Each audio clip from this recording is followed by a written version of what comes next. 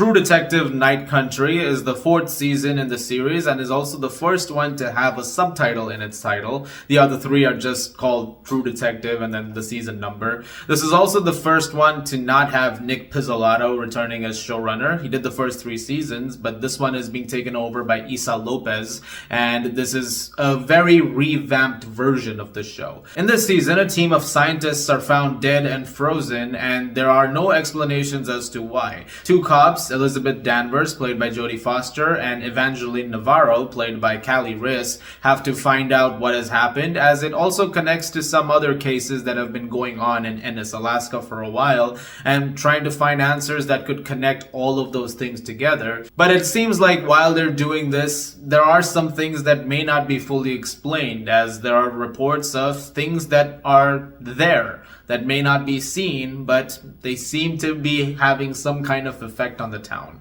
And that's about the gist of the season. Now, as I mentioned in the opening, this is a new showrunner taking over, which immediately is a bit of a question mark for most people. You have to remember, the first season is considered lightning in a bottle when it comes to television. It is often remarked as one of the best TV seasons of all time. And I would make that argument as well. It is a fantastically acted, directed, written. Every single thing in that works across the board beautifully. Season 2 was very disappointing, I have to say, but I did enjoy season 3 a lot more, and I do think it was fairly solid. But going into a new one, the idea of a new creative team being revamped, the entire sort of format and the entire formula, I feel the same with this as I do with anything that has a new team involved. I'm always open to change. I'm always open to trying new things. That's the best part about an anthology show, which is it doesn't have to stick to a very specific structure. But with also a new showrunner coming on, it doesn't have to stick to the way things were. You can shoot it however you want, you can direct it however you want, and I find that idea to be very exciting. But we'll also live in a time when it's very easy to immediately assume the worst, and the idea of this is going to fail because new team, this is a bad idea, I'm out. I suggest every single time, give it a shot. You might not like it, or you might, but we won't really know unless we go in with a bit, with less reservation and more just curiosity, fascination. You never know where this can go. And curiosity and fascination are the 2 words when it comes to Night Country, because throughout this entire season, I was fascinated with how they were doing things very differently from the other 3 seasons, and was constantly very curious about how the story was going to unfold, which is a show, as far as this goes, it takes its time. And I'm just going to speak for myself when I say this, but I find the idea of a slow burn to be very interesting when done right. I think, especially with a show like this, when you take your time with characters and you let the storylines build, the world build, you're able to do a lot more than just make a very interesting crime thriller.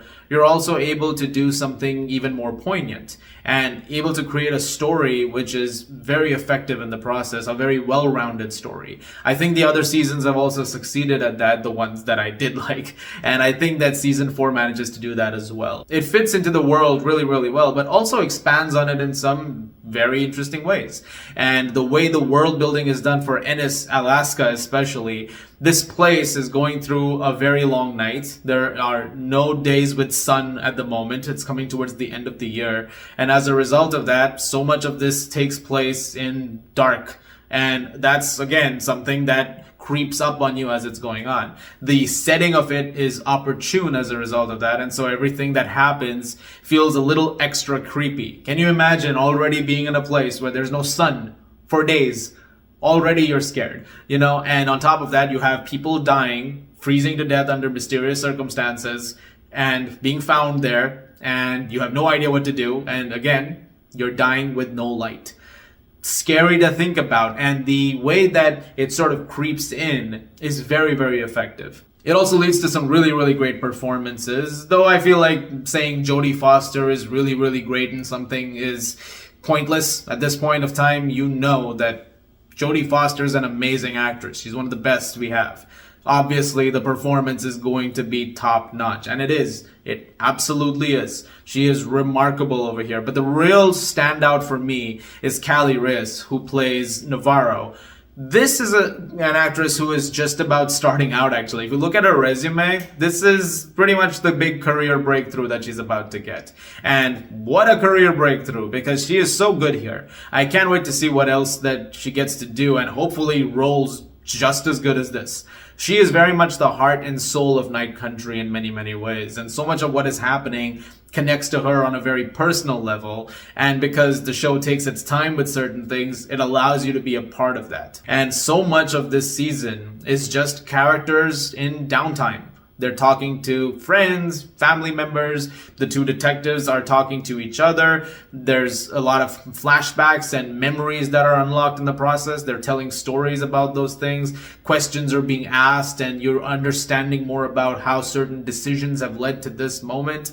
And sometimes those are completely disconnected from the actual case. Sometimes you just have to understand where each character is coming from and how that'll inform a decision in the next break in the case, or lack thereof. And it makes you sort of also understand exactly how the reactions are going to be if something works, if something doesn't work, based on that emotional response of them. I feel like I'm talking basic stuff here in terms of screenwriting, but really that's important. And I think when you do that well, and you're able to keep the viewer's interest at the same time, then you've done something pretty great. And I can only speak for myself when I say that it absolutely did those things. I never found myself wanting to just pause it and walk away for like 30 minutes or something like that. I did to get something to eat. But beyond that, I was so invested in this entire story. It kept me hooked throughout. The hours that right before the finale kind of just flew by for me. And I really, really like what they were doing with the storyline over here.